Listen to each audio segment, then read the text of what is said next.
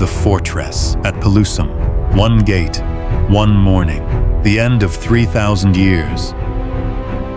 50,000 Persian soldiers had crossed the Sinai desert to reach this wall. The Egyptian army behind it had held this border for longer than Rome would ever exist. Amun, the house of Amun, had stood here for centuries, and that name alone had turned armies back. It was not enough that morning. What Cambyses brought to Pelusium was not a battering ram, and it was not a siege tower. It was something the 26 dynasties before Psamtik III had never written a doctrine for. 50,000 Egyptians dead, 7,000 Persians lost. A ratio that tells you this was not a battle. It was a collapse. Within weeks, Memphis had fallen, and the last native pharaoh was in chains. The throne that 216 kings had sat on for 30 unbroken centuries passed to a man who had never set foot in Egypt before that year. The ruins of Pelusium are still there, 30 kilometers from Port Said, buried in sand. Under that sand is the morning of 525 BC. This is not the story of who won. This is the story of why the gate opened. There is an ancient idea buried underneath every fortress ever built, and it is the same idea every time. A fortress is never just a fortress. A fortress is a civilization's answer to what it is willing to die for. When you understand that a wall is not made of stone but of belief, then Pelusium stops being a military story and becomes something far more uncomfortable to read. We remember Pelusium, if we remember it at all, as a battle, two armies, one result. Egypt becomes a Persian province. End of chapter. But the real story is the moment when a civilization's deepest belief becomes its greatest vulnerability. Egypt had survived 30 centuries of invasion, not just because of its walls, but because of what soldiers believed stood behind them. Pelusium was the morning that belief was tested and found to have a limit. What Cambyses did was not military strategy. It was theology in reverse. The absent mass graves, the intact walls, the collapse measured in hours, all of it points to something deeply uncomfortable. Pelusium did not fall because the Persians were stronger. It fell because the Egyptians put down their weapons. That is the question we are walking through today. Not who won, why the gate opened. We are going to travel to the eastern edge of the Nile Delta, to the flat Sinai sand where 50,000 soldiers materialized out of desert heat, to the crumbling mud brick of el-Farama where the gate once stood, to the silted riverbed of a Nile branch that fed this city for 1,000 years and then simply stopped. One fortress, one corridor, one question every empire since has had to answer at this exact spot. We are going to look at what Pelusium was before the battle, not just a wall, but a sacred city, the house of Amun, the lock on Egypt's eastern border. We are going to examine what Cambyses carried across the Sinai, that no military doctrine had prepared any garrison to face. We are going to look at what the battle produced, and more importantly, what it did not. The absence of destruction at Pelusium is as loud as any ruin on earth. And at the end, we are going to stand in the silence of el-Farama and ask the question the stones keep asking. Not did it happen, the ground already answered that. The question is what it means when a civilization's faith becomes the instrument of its defeat. And what does the earth keep when a gate that was never supposed to open does? One fortress, one morning. Let's open the ground. Pelusium was not a small outpost on a forgotten border. Pelusium was power. Pelusium was the key. Sitting at the northeastern mouth of the Nile Delta, where the river pressed against the edge of the Sinai desert, it was the first thing any army entering Egypt from the east would encounter. Every empire that ever looked at Egypt looked at Pelusium first. The gate and the civilization behind it were the same thing. Its Egyptian name tells you everything you need to know. Amun, the House of Amun. This was not a military installation. It was a sacred city watched over by the most powerful god in the Egyptian world, the god whose name meant hidden, whose temples ran from Thebes south to the Levant in the north. For centuries, Pelusium had served as both a commercial port and a garrisoned fortress whose walls turned back every serious eastern threat the empire had faced. A god's name above the gate, commerce at the river, soldiers on the wall. What more does a border need? The Persians had looked at this corridor before and pulled back. Cambyses' father, Cyrus the Great, had eyed Egypt hungrily and turned away. Assyrian kings had pressed this same border the previous century and been repelled. Every time Pelusium had held, sometimes through battle, sometimes through the sheer weight of what stood behind it. Have you ever wondered what it feels like to stand outside a wall older than your entire civilization? That is what Cambyses' generals felt looking at Pelusium, and they attacked anyway. By 525 BC, Egypt was ruled by Pharaoh Psamtik III, who had been on the throne less than a year, young, untested, inheriting a kingdom weakened by a decade of poor Nile floods. But Pelusium was still formidable, and the garrison was still a battle-hardened mix of Egyptian soldiers and Greek mercenaries, trained to hold exactly this position. They had walls, they had weapons, they had water from the Nile branch beneath their feet. They had a god's name carved above their gates. They had every reason to hold. And then Cambyses placed something in front of those walls that the garrison had no doctrine for, no training for, no theology for. The ancient source is Polyaenus, a Macedonian writer from the 2nd century AD, and what he records has made military historians argue for 2,000 years about whether it is history or legend. According to Polyaenus, Cambyses ordered his front-line soldiers to carry cats, living cats, into the advance formation, knowing Egyptians would not risk harming a sacred animal.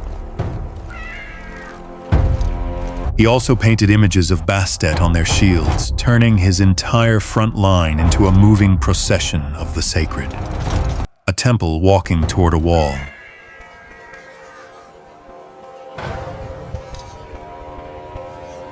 Bastet was not a minor deity. She's one of the most beloved figures in the Egyptian religious world, goddess of protection, of the home of mothers and children, worshipped across every class and generation. To harm a cat in Egypt was not merely a crime. It was a sacrilege that could condemn a soldier's soul across all eternity. Every man on those walls knew it not as theology, but as instinct, absorbed from childhood the way a child absorbs the sound of a mother's voice. You do not think about it. You simply cannot act against it. Picture an Egyptian archer on the wall of Pelusium at dawn. The air is cool, and the delta sand is still gray in the early light.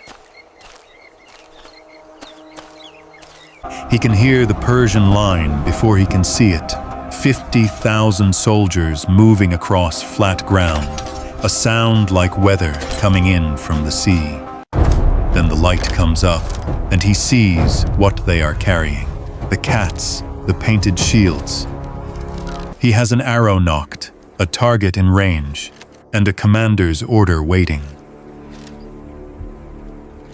And 30 centuries of sacred law are telling him the arrow must not fly. What does a soldier do in the space between the command and the conscience? That is the question Pelusium answered. In one morning, without a word. Whether Polyaenus's account is exactly accurate, whether it was cats, images, or something else entirely, is almost beside the point. What the ground confirms is that Pelusium with striking speed. No mass graves, no dense scatter of arrowheads at the wall. No systematic battering of the gate structure. The defensive walls were largely intact when the Persians entered. Something stopped the fighting before the fighting could fully begin. One gate, one morning, and then silence. The Battle of Pelusium, by almost every ancient account, was short. Catastrophically and humiliatingly short for the Egyptian side.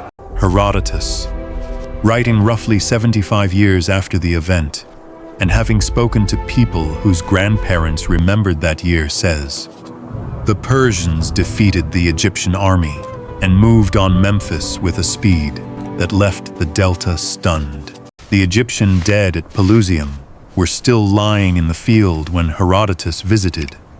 The bones of two armies separated by skull density, because Egyptian skulls were thicker from a lifetime of shaving their heads under the open sun. He picked up those bones and tapped them with a stone to feel the difference." A strange and intimate act of archaeology performed 2,500 years before the word existed. But here is what the ground itself says.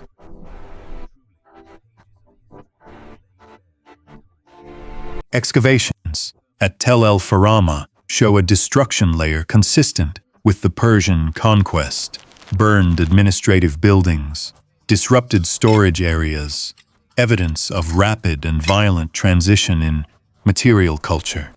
What is striking is what is not there. No mass burials consistent with a large defended engagement. No dense scatter of arrowheads in the wall zone expected from a sustained siege. No evidence of systematic battering of the main gate. The fortress appears to have been entered, not stormed. After Pelusium, Cambyses marched west toward Memphis, the ancient capital, the beating heart of pharaonic Egypt. Psamtik III attempted a defense, but the momentum was already gone, broken psychologically, politically, militarily in a single morning at a single gate. Memphis fell. Psamtik III was captured. And for the first time in 3,000 years, a man who was not Egyptian sat on the throne of the Pharaohs. One gate, one morning, one cascade from the Sinai Delta to the oldest throne on earth. El-Farama today is a flat, windswept archaeological zone in the northern Sinai, approximately 30 kilometers from Port Said on the Suez Canal. The Nile branch that gave Pelusium its water and commerce silted up in antiquity, leaving the city stranded in a landscape. Nothing like the lush delta port. The Persians crossed a desert to reach. What remains is pottery sherds in the surface sand, crumbling mud brick, and structure outlines visible from satellite but barely readable at ground level. You could walk across the entire site in 20 minutes and never know what you were standing on. Archaeological teams have worked the site in phases since the 1990s, finding a palimpsest of occupation. Roman ruins on top of Byzantine ruins, on top of early Islamic ruins, all sitting on the Persian conquest layer, because Pelusium did not die in 525 BC. It kept living, kept being fought over, kept serving as the key to Egypt's eastern door for 1,000 years after Cambyses walked through it. Alexander the Great in 332 BC. Pompey fleeing Caesar, murdered on the nearby beach. The Arab armies of Amr ibn al-As in 640 AD. Geography does not change. The question the garrison faces is always the same question. Have you ever been in situation where the thing you most believed in, the thing you were most certain you would never compromise on, turned out to be the thing someone else used to stop you? Not through argument, not through force, just through understanding what you would not do. That is what Pelusium actually records.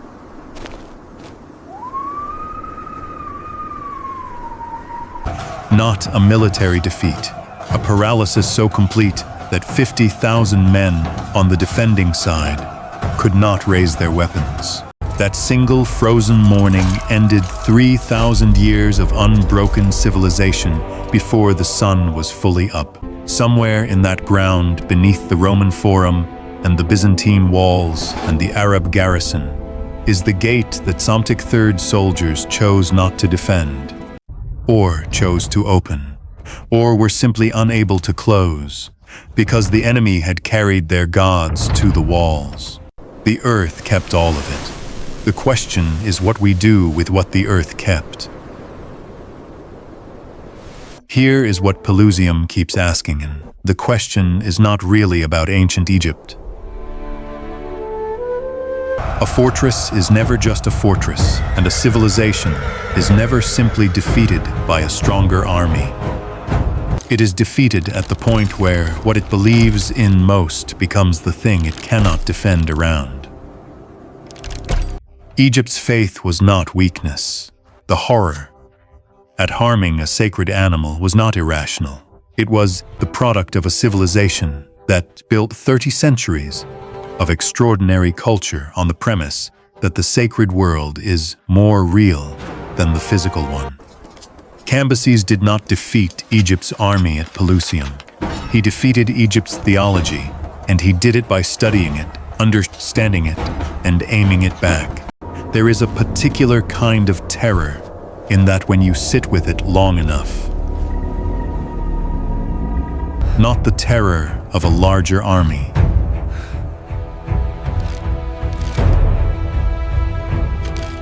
The terror of being understood so precisely that your deepest conviction becomes the instrument of your defeat. What is your civilization's Pelusium? What does your society believe in so completely that a patient enemy could carry it to the walls and watch the archers lower their bows? These are not comfortable questions. They were not comfortable in 525 BC either. Psamtik III had less than a year on the throne when he had to answer them. He did not get to choose the morning. The stones of el-Farama do not look like the ruins of a world historical moment. They look like broken pots and crumbling mud brick in a flat desert, unremarkable to any eye that does not know what it is standing on. But under that sand is the morning of 525 BC, the archer with the arrow nocked, the cats at the wall, the painted shields, the question he could not answer before the sun was fully up. You cannot look at Pelusium as a tourist. You have to look at it the way a soldier looks at a decision he did not know he was making until it was already made. The pattern did not stop in the ancient world. The pattern is the point. If this story made you see ancient history differently, please like and subscribe so we can keep walking through the ruins together. One question in the comments. If you had been the archer on the wall of Pelusium that morning, the cats below you, the shields painted with your gods, your commander waiting for your signal, what would you have done? The gate is still there. The stones are still talking. The question is whether we are still listening.